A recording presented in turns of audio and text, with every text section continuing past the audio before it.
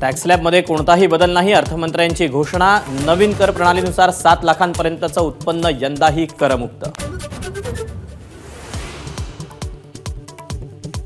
वर्षानुवर्ष प्रलंबित 25,000पर्यंतचे विवादित करदावे निकाली काढण्याची केंद्रीय अर्थमंत्र्यांची घोषणा।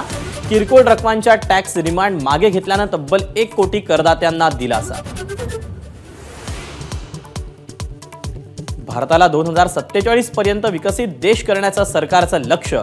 अर्थमंत्री निर्मला सीतारामन यांची घोषणा।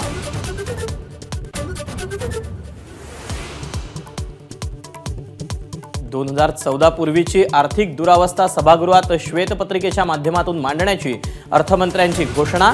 मोदी सरकारनं देशाला आर्थिक गर्तेतून बाहेर काढल्याचा अर्थमंत्र्यांचा दावा।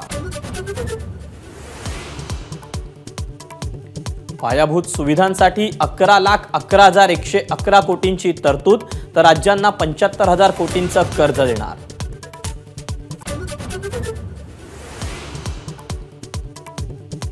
,40,000 सामान्य बोगी वंदे भारतमध्ये परिवर्तित करणार। अर्थमंत्र्यांची घोषणा।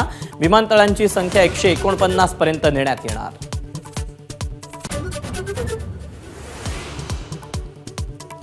अर्थसंकल्पातून मोदी सरकारनं सर्वसामान्यांना टोपी घातली। उद्धव ठाकरेंची टीका। भ्रष्टाचारांना क्लीन चिट ही मोदी गॅरंटी, उद्धव ठाकरेंचा टोला।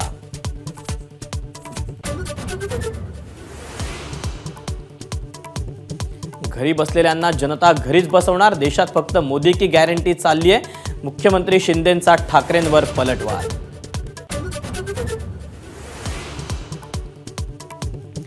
ठाकरे रायगड दौऱ्यावर असताना भाजपचा ठाकरेंना धक्का। तब्बल 25 वर्ष ठाकरे गटाचे आमदार राहिलेल्या सूर्यकांत दळवींचा भाजपमध्ये प्रवेश।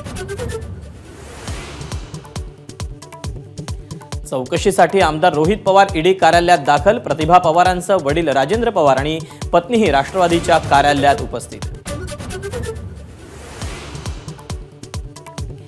पेटीएमशी लिंक असलेलं फास्टॅग बॅलन्स संपेपर्यंत वापरता येणार। व्यापाऱ्यांकडील साऊंड बॉक्स देखील सुरू राहणार। आरबीआयच्या कारवाईनंतर पेटीएमचं स्पष्टीकरण।